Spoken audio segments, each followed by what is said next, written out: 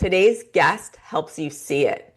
Elizabeth Rea is an evidentiary clairvoyant psychic medium and founder of Insightful, where she serves as a venture partner and advises founders, investors, and leaders on high stakes decisions by tapping in to what she calls expanded intelligence. It's insight beyond data and logic, revealing hidden motives, relationship dynamics, and likely outcomes, so you can move forward with clarity and confidence. She's developed her own transformational protocols and has even supported U.S. federal agents to help investigate cold murder cases. We've both worked with her, and trust us, she's the real deal. So today, we're diving into how expanded intelligence bridges science and spirituality and how it might just change the way you see everything. Let's dive in. Hi, Elizabeth. Hello, nice to see both of you. We've been waiting for this conversation, Elizabeth, both of us individually had great Oh, sessions with you. good. We have so much to discuss, but we'd love to really start at the very beginning about your journey. How did this all start for you? I died. I had a near death. Well, there's that. Let's get right to it, shall we?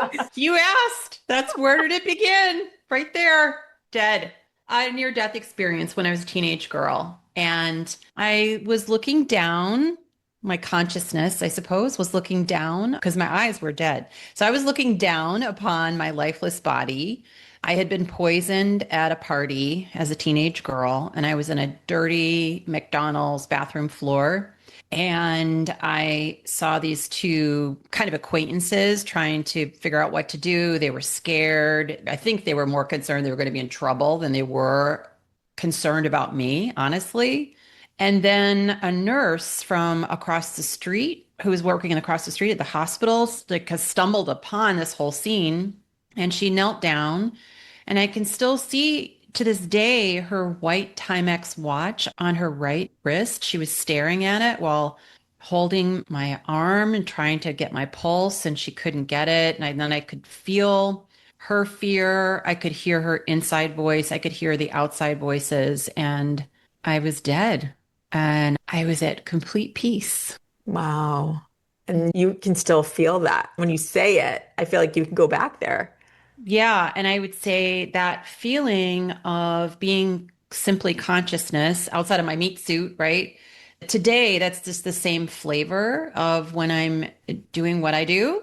It tastes the same. So I have somehow a way of knowing that's immediate and that's very clear and specific that I have no logical way of accessing. So it's very similar to when I was dead.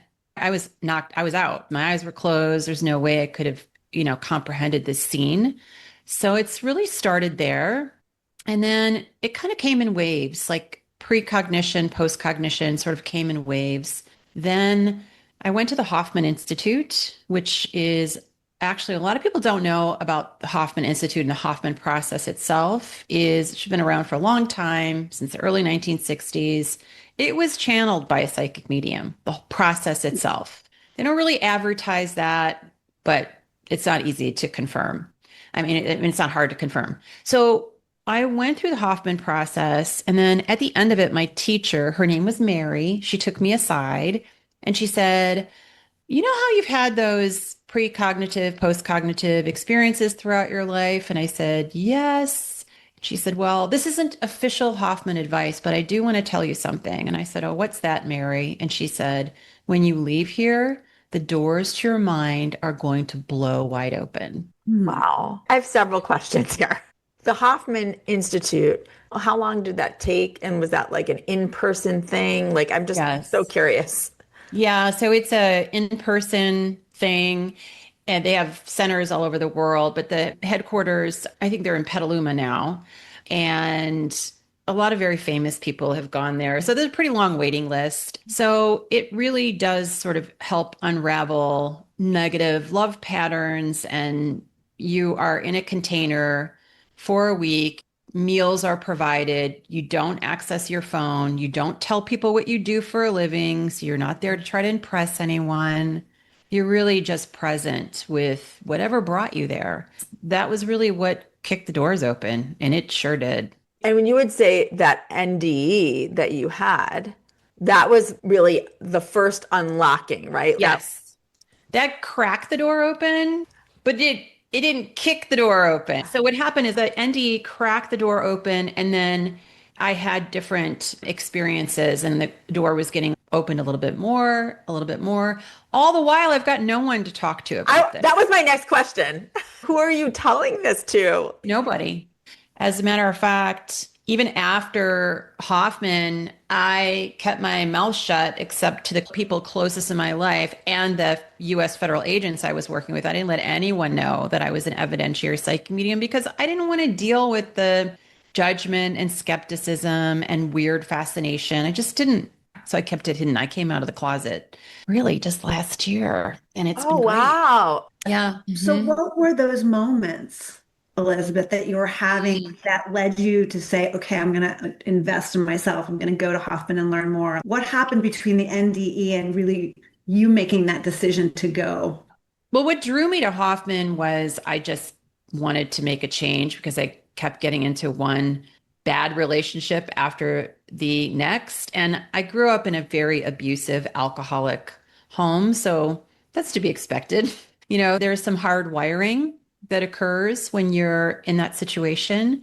So that's what took me there. The precognitive and postcognitive experience, like one was I was just driving down the highway one day on my way to work, and in my mind's eye, I saw a car flipped on its hood at a specific angle on the right side of the highway, and there were people milling around the car.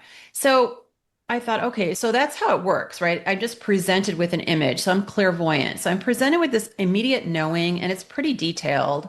It's not, it doesn't contain every detail, but enough. And then 5 minutes later, there it was. There was the car flipped over at that specific angle with people milling around it. So that's one example of many that were just sort of like poking through. But I think the noise of my inner emotional life just didn't have space for it. And now it does. Well, so then when was it for you that you started to bridge science and spirituality and make this a practice? So after I left the Hoffman Institute, I had a number of really stunning, detailed, evidentiary knowing, like really detailed. So, okay, I'm going to tell you an embarrassing story. Is that okay? Thank you for wanting to share here. Okay. So I get out of the Hoffman Institute. I'm talking to a friend and I'm thinking, okay, I'm going to open a new chapter in my life. And so that means I need to get new bras. And Got to help the girls out. You got to help the We're girls. going down this I lane of have, embarrassment. they're old. They're part of an old story. I don't want to bring them into this chapter. Okay. You know what I mean? Yeah. So my friend agrees. Yes, we should go to the Galleria Mall in San Francisco and get ourselves new intimates. Let's do that. Let's make a party. So she's driving and she starts talking about her uncle. Now, mind you, she was very close to her uncle. He died 4 years earlier and his home was leveled to the ground. Okay. The estate was sold and the people who bought it leveled his home. So we're driving and like, hey, so her name was Amanda. I was like, so Amanda, when you were having dinner at your uncle's house, did he have a long dining area that was adjacent to the kitchen with white wainscoting up to about here with a shallow shelf and decorative items on it? And then the adjacent kitchen floor was stone? She's like, yeah. I said, well, okay, well, let's keep going. And I said, so I see there's a dining area, then there's a living room, but one step down about 4 inches, there's a family room, like a separate room. And I'm torn around. I'm describing her uncle. She's like, what the hell's happening? I'm like, you tell me. This is actually what I was warned about. So all I could think to do was I wanted to get out of that car. I got down on my hands and knees on the dirty garage floor because all I wanted to do was touch the ground. That's all I wanted to do. I sat there on my hands and knees for a while, trying to get myself grounded. I never bought a bra because I was like Freaked out. I wasn't thinking about them anymore. I was like, what just happened to me? And were you getting messages from her uncle? Do you feel like it was her uncle? I believe so. I mean, Yeah. I always say I'm like a radio. I'm not in charge of broadcasting and I don't control the station. I'm just the radio. So I think so. And then it just kept going from there. But that was the first pretty stunning instance. And then a woman I know said, I have a home in Kona and I'm hosting the Dalai Lama's emissary. And I think you should come and meet with him because they have a different worldview culturally. You know, the Dalai Lama doesn't make a move without first consulting the oracle if it's a big move. The oracle is the same thing as what I do. And I said, all right, well, and I went and I sat with him and he just explained to me that sometimes when people go through a tremendous amount of trauma, they're given the gift of what's called second sight. There's so many names for this, right? And to help them, you know, cope and know when the other shoe's going to drop. And I think there's even a word for it in the Tibetan Buddhist culture. And he said, so that's what's happened now. He said, in our culture, this is revered. We see it as a path to enlightenment. Doesn't mean you're enlightened. It means it's a path to enlightenment. And we see it as a tremendous gift, and your culture sees it as a scary movie. So you're going to need to choose your perspective if you're going to be able to cope. So that was a very important conversation. Totally. Elizabeth, we've gotten to know you a little bit, and knowing you, we can see how there is that very practical side of you. So I can imagine you're doing a little bit of resisting, as curious as you are, like that bridge between the science and the spirituality, as we were saying before. It's like, okay, I have this thing that I'm doing. What does it mean? And how do I decipher it? How do I embrace it in a way that's comfortable for myself? So how did you do that? Did you resist at that point, or were you so overwhelmingly curious and saw that the things that you were actually seeing were coming true? Was that really what propelled you to really want to do this with your life? So what I think that one of the reasons that I came out of the closet was because when I was working with federal agents on cold murder case investigations, I was really freaking accurate. I remember, well, the first time I did it, I laid down on the sidewalk exactly where the body was found. Like I just knew this is where the body dropped. And I even put my head in the same position. And so I just knew I had this powerful ability, but I didn't know at the time what to do with it. And then I had an online education business that I had for a while, over a decade. And I was really getting tired of it. I knew AI was about to obliterate it. I also knew that AI was also going to start obscuring reality. And I can see what's true. So I literally said, I think I need to go rethink what I'm going to do with the rest of my life. None of us are getting out of here alive, as I'm very familiar with. So I went to a friend's cabin in the mountains and walked around and thought, what if I had a magic wand and I could be assured of success? What would I want to do with the rest of my life? And I thought I would want to do this. I'd want to help powerful, influential people who are doing good in the world gain an advantage. So I'm really clear on that. That's what I'm supposed to do. That's what I am doing. And yeah, I think just kind of removing myself physically from my environment also helped me think and feel, what am I here to do? And it's an extraordinary gift. It's also an extraordinary responsibility. I didn't want to entertain people with this. It's too powerful. I'm not a dancing bear. I knew it was a sacred and powerful gift. And I just felt a sense of responsibility and power. Well, and you came up with the term expanded intelligence. I did do that. Yeah. So can you tell us, how do you define that? Yeah. So let me tell you why I did that. If you say the word psychic, what comes to mind? Depending on, it could be Dionne Warwick's psychic network. It could be so many distortions of what that means. And because of my target market, established founders and investors and leaders, I'm like, I can't use the word psychic.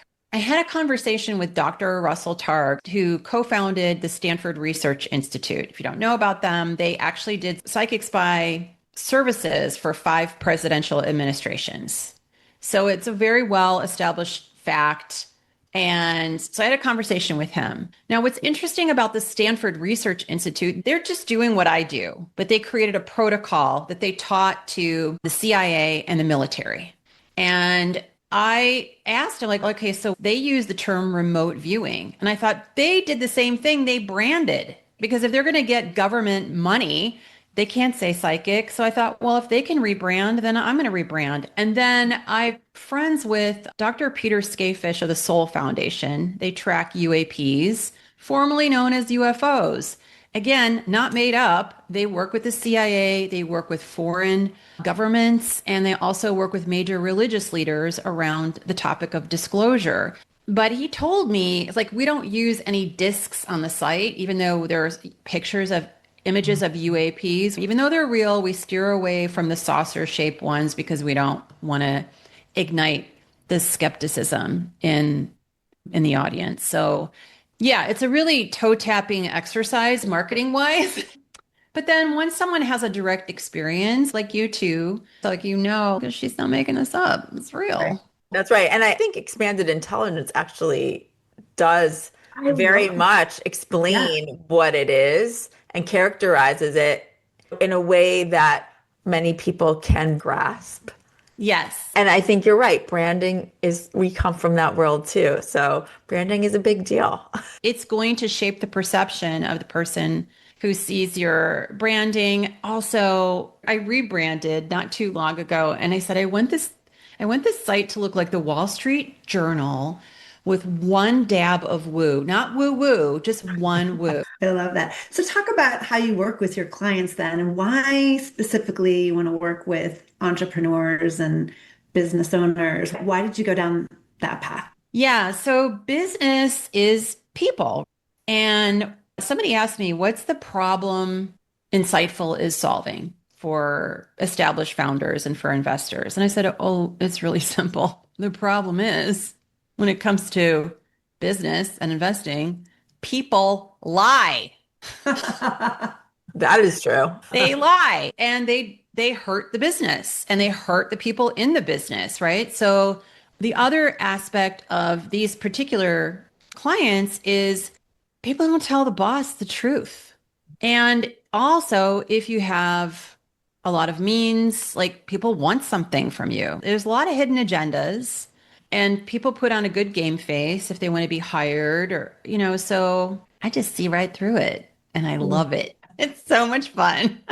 That's awesome. So you're really there to give that very clear seeing and Yes. truth to these investors and to these leaders and so forth. Yes. It's basically, I'm providing another very powerful layer of due diligence. We're not throwing away their lived experience, their critical thinking, or their valuable data. But those things, logic and data, cannot see what I see. It's beyond logic and data. It's expanded. That's really what it is. It's not just one thing. It's all these things combined put you in a much more powerful position and give you an extraordinary advantage. Well, and another question I have when talking about expanded intelligence, would you say that is it the same as intuition, or is it something beyond intuition? Because you also have protocols, which I'd like you to talk about when it comes to your work. Yeah, so that's a good question. So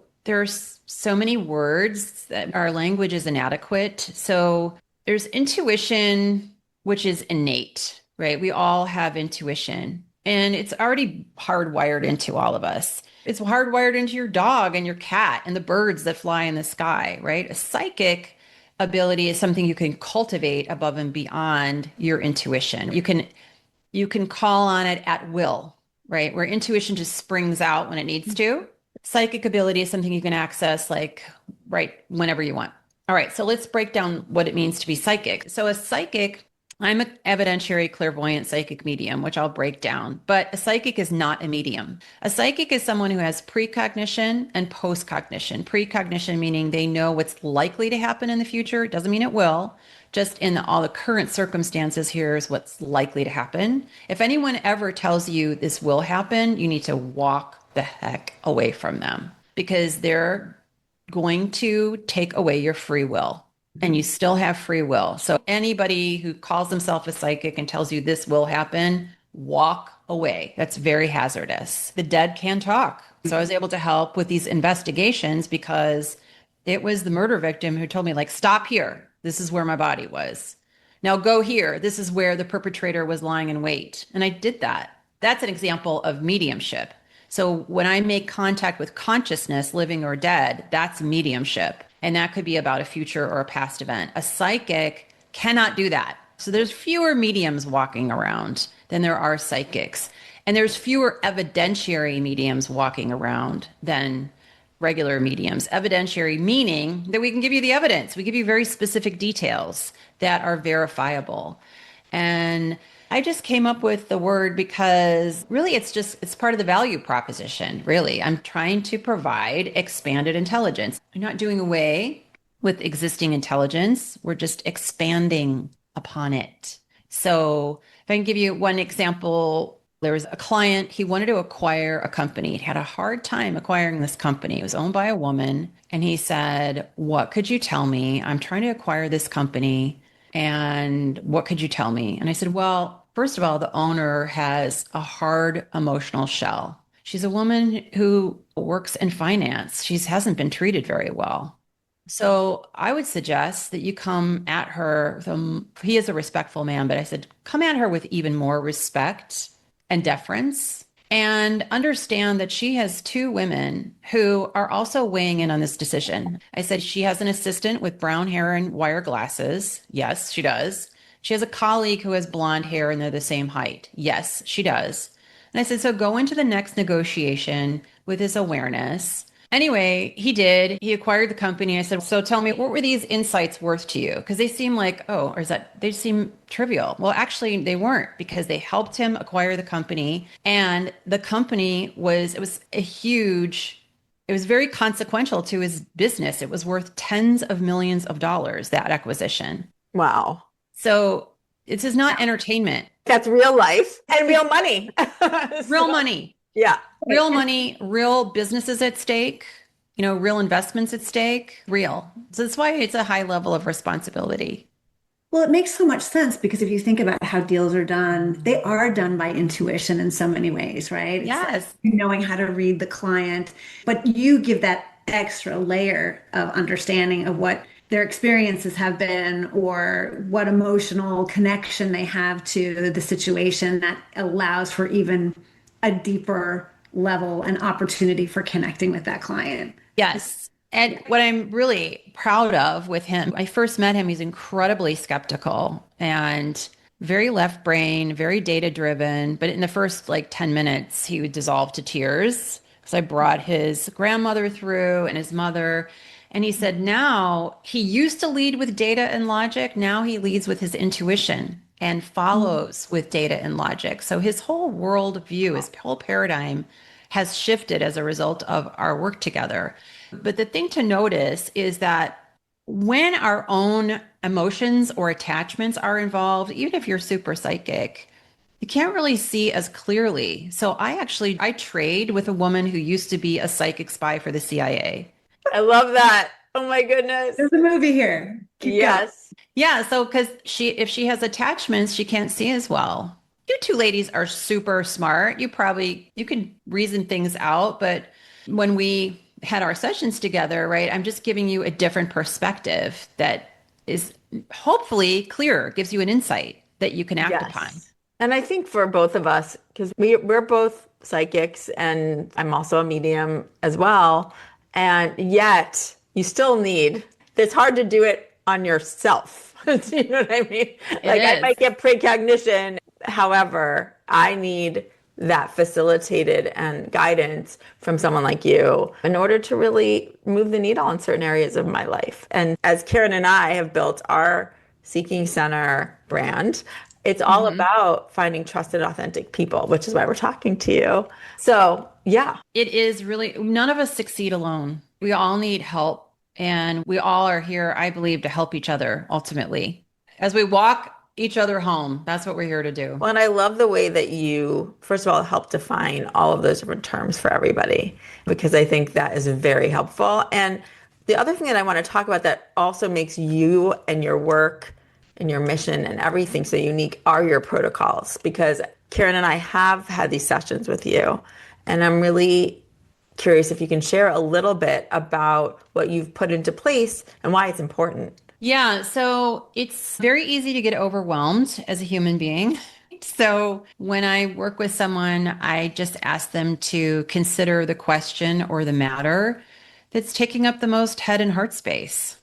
And usually something pretty immediate comes to mind. There might be a few things, but usually something comes to mind. And then I ask for them to determine on a subjective scale of 1 to 10, how much head and heart space is it taking up? And then my protocol is I don't need a bunch of background or context. I just need to know if I'm tracking. Then I can keep pulling that piece of yarn, so to speak. And then I ask people to share with me what was helpful. What did I say that I have no logical way of knowing? Because that's important to pay particular attention to, that psychic piece. And now you have these insights. Now, what are you going to do? What's one thing you can do? Because it's no good gaining all these insights if you're not going to act on it. Knowledge is not power. Informed action is power. So my clients commit to taking one small step, and then they text me when they're done, and we celebrate that they did it. And then after I ask them to determine what their one step is, and I ask them, okay, now where is this matter on a subjective scale of 1 to 10? And it always has plummeted, and they haven't even done anything yet.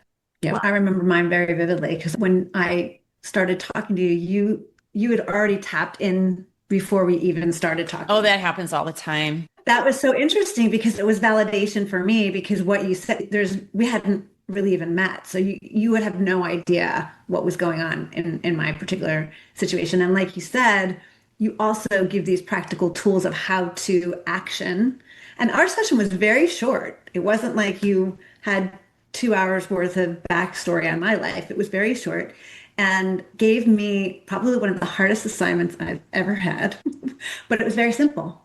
And it was that I needed to start recording my voice talking to myself, which is not something I've ever done before. And I felt it was very, very uncomfortable for me to not record, but listen and play back the sound of my own voice and the surprising things that in this recording I was able to voice for myself. So nice. So the listeners have a perspective of how I actioned what we talked about and how something so simple could have such a meaningful.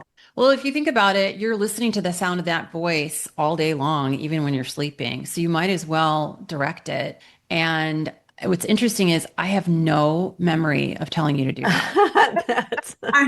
Just so you're aware, like I often don't remember what I say. So my sessions are recorded. So people, well, there's a couple of reasons, but it wasn't my thought. Just a couple of weeks ago, I sent a text to a friend, and apparently it did say, everything's going to be okay. And then she sent me a message. She said, oh my gosh, I got your text and I started crying. Thank you so much for tuning in to me. Really meant a lot. Your timing was amazing. I'm like, did I send you a text? Right. Wow. I'm like, oh, look, I did. That's good. That was nice of me. I have no memory of it. It's amazing. Yeah, because you are channeling really. It is that expanded intelligence. You're channeling from somewhere else and you're getting it into the right hands, right? To the right person who needs to receive it. And what you gave Karen in terms of what she needed to do was very different than what I needed to do. And I felt like what I loved about our sessions with you, they were like these targeted strikes. It was like, this is what you need right now to help you. And it's true. And in my case, it was also helping my daughter, right? It was helping her get through something. And for everyone who is listening right now or watching, to understand how, Elizabeth, you are able to go in where people need you the most and where you're most making probably one of the biggest differences is working with these leaders and investors and very powerful people within our culture. But it's just as powerful to help Karen, with what she was needing to work on for that day and helping that have ripple effects in her life. And same with mine, right? And not just my life, it's my family's life and everything. What you're doing is so powerful and will help raise the vibration, which I know is part of your mission in being here. Yeah, that's with whatever time I have left. That's what I want to do. I want to have a positive ripple effect using this superpower. Yeah. And it's fun. Well, and as it should be. right? And one of the things I'm thinking fun. too, as you're talking, Elizabeth, is that what you're doing should at some point evolve into what HR is in corporations. Like if what you're teaching people to do, particularly on the entrepreneurial level, because it is a scary place, as Robin and I, and it is Yes. you're very vulnerable in that situation because there's so much on you to get right. So having somebody who can really tap into the beneath the surface stuff and help guide and create a plan to really action the soul level part of us makes so much sense to me. I do a lot of work around hiring decisions or firing decisions. And as a matter of fact, the gentleman, my first client, I showed him what I can do. And he said, "Can you help me with hiring decisions?" I'm like, "Oh, yeah, that's easy." And he said, "Oh, I'm going to put you on retainer right now. Let's go." So that is really important because if you look at like the average C-suite hire in Silicon Valley here, you're looking, after you pay recruiting and relocation, all of it, you're looking at about $1 million for that hire. But if it goes bad, you're looking at anywhere from 2 to 9 times that cost Wow. because of the fallout and lost opportunities. It could be that the culture's damaged, other people quit because of this person. The right person can obviously elevate your business, the wrong person can destroy it. And one of my clients, that was exactly what was happening. And he was scared and he was like not sure what to do. And I described them physically, these two evil vectors, and said, "You've got to buy him out." And I said, "This one's this tall, he's bald." Anyway, I'm like, they're raping you financially. You launch them. Take every possible measure you can take and extricate them. It worked. He got rid of them. He attracted new investors, new advisors. I think what made the difference for him was that I brought in his father who had passed, and his father started giving him messages, specific messages. And he found his strength and courage in knowing that his father was watching all of this from the other side. That's a powerful story. Yes. And I love how you're going in there with practical things that somebody can action in their business with just a little bit of woo. So it's Yeah. One dab, just one dab, I not love two. that. Just I one tap. get it. And I can see how that would be powerful because not everybody, at least in my corporate world, would be open to doing. Yours would. Well, so it's yeah. So what's interesting is the gentleman I mentioned where I helped him with the acquisition. No way in heck could he be identified. So we ran his voice through a program to disguise his voice, and his name is not mentioned anywhere. So it's interesting because the people who are like that are still open. There's just some that don't want to be public and others that don't mind being public. But even if they don't want to be public, they're sure interested in having that advantage. And I'm very respectful of confidentiality and using discretion. And I had to do that with federal agents. So I'm very sensitive to that I understand that there's still enormous skepticism and criticism that could come from this. As a matter of fact, this client, his wife's like, "What are you doing? Are you crazy working? What are you doing talking to a psychic?" And he said, "Look, I've already seen what she can do and I'm doing it. So I suggest you go find yourself a psychic and see for yourself, but I'm doing it anyway." She went and to her credit, she did. And she's like, "Yeah, you should probably keep working with her." I love that. What is one way that people who are listening or watching can start to access their own expanded intelligence in their daily lives? I think first and foremost, I used to be skeptical. So shocker alert. I used to be skeptical. The joke's on me. So if you feel skeptical, it's okay. Given our Western paradigms around religion and culture and scientific materialism, of course, most people are skeptical. Makes perfect sense. But I have never met a person who has not had a vivid dream that came true, some precognition, some postcognition, or had some close to them in their life exhibit this ability. So you can say it's not real all you like, but come on, everyone has had this or knows someone who does. Now, if you're really insistent on maintaining your worldview, then that's okay. There are religious admonitions against this. Scientific materialism doesn't want anything to do with it. Our culture makes it into, like I said, a scary movie.